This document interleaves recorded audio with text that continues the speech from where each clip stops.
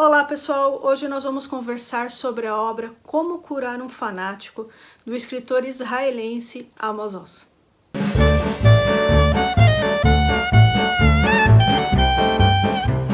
Amos Oz nasceu em Jerusalém. Os pais dele fugiram de Odessa, na Ucrânia, em 1917 para Vilna, na Lituânia, e depois para a Palestina Britânica. Israel ainda não existia. Os pais de Amos Oz fugiram da Europa por conta do antissemitismo, por conta da perseguição aos judeus. O escritor tem vários livros publicados que foram traduzidos para diversas línguas. Ele militou praticamente durante toda a sua vida adulta, num movimento israelense chamado Paz Agora. Amos Oz foi um pacifista, apesar de ter participado de 2 guerras. Uma das maiores preocupações do escritor foi o fanatismo. Por exemplo, no livro A Caixa Preta, o personagem de Mihael Somo é uma crítica aos fanáticos judeus. No livro Como Curar um Fanático, que nasceu como resultado de 2 conferências do escritor na Europa, Amos Oz retoma o tema do fanatismo, que segundo ele constitui um dos maiores males dos seres humanos. Abre aspas aqui. Permitam-me sugerir que a curiosidade, juntamente com o humor, são 2 antídotos de primeira linha ao fanatismo.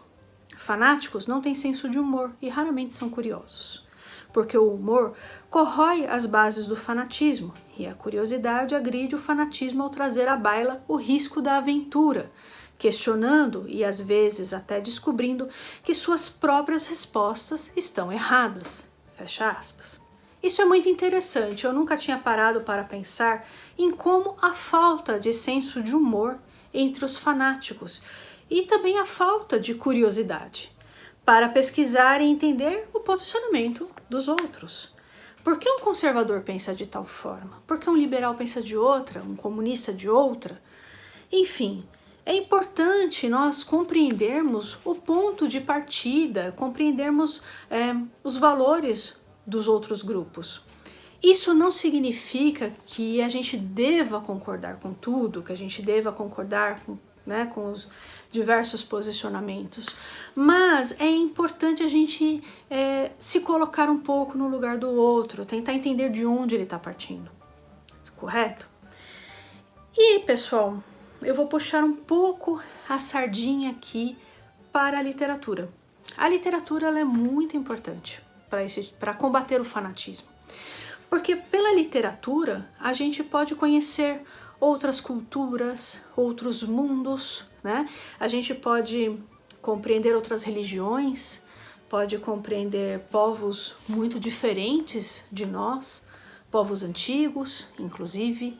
A gente pode fazer um exercício, né, de nos colocarmos no lugar do outro. Aqui no canal, nós vamos iniciar um projeto, nós vamos ler um livro de cada país, né? E aí eu vou trazer as resenhas para vocês e tal, vou deixar aqui as sugestões, né? E eu acho isso muito legal, porque vai possibilitar que a gente pelo menos conheça um pouco de cada país, né? A partir da literatura. Então, retomando aqui o nosso assunto, Amos Oz explica que os pais dele se consideravam europeus, não ucranianos, russos ou lituanos. Eles, como boa parte dos judeus, na década de 30 e 40 do século passado, fugiram para a Palestina, porque precisaram, por conta do antissemitismo. Se não tivessem feito isso, teriam sido mortos. O pai dele viu pichações na Europa: judeus, vão para a Palestina. E Amos Oz leu: judeus, saiam da Palestina. Complicado, né? A partir dessa consideração, o autor critica bastante a imprensa europeia, que fica procurando mocinhos e bandidos no conflito Israel-Palestina. Segundo Amos Oz, e eu também concordo, as análises feitas normalmente são muito rasas. O primeiro ponto a ser levado em consideração por qualquer pessoa que leia qualquer notícia sobre Israel e Palestina é que estamos tratando com 2 povos vítimas do mesmo agressor, os europeus. Os palestinos passaram pelo colonialismo e os judeus pelo Holocausto. Desde o Império Romano, que expulsou os judeus da Judéia e chamou a região de Palestina, Filisteu, como uma forma de humilhação aos judeus. Então, os europeus expulsaram os judeus da região, depois expulsaram e mataram sistematicamente os judeus da Europa. E agora eles falam para os judeus saírem da Palestina para resolver o conflito. Complicado, né?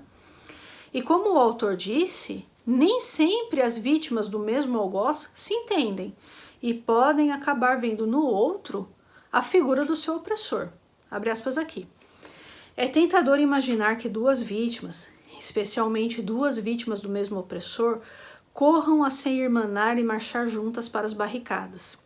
E assim acontece às vezes nos textos de Bertolt Brecht, mas na vida real, alguns dos piores conflitos estão recrudescendo exatamente entre duas vítimas do mesmo opressor.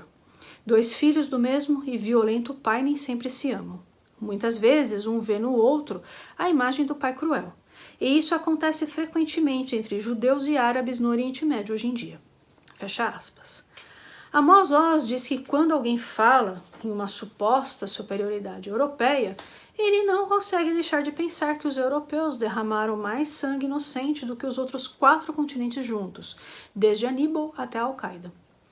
Um ponto que o autor também chama atenção é que o fanatismo é bastante antigo, e é muito mais antigo do que o judaísmo, o cristianismo e o islamismo.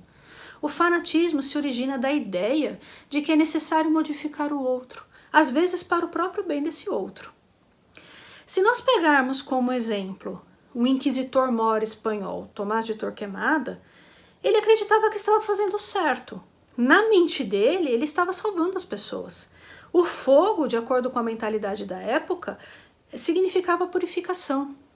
Então, Amos Oz nos faz um alerta de que nós, na tentativa de salvar um fanático ou de salvar os outros, nós próprios podemos nos transformarmos em um fanático.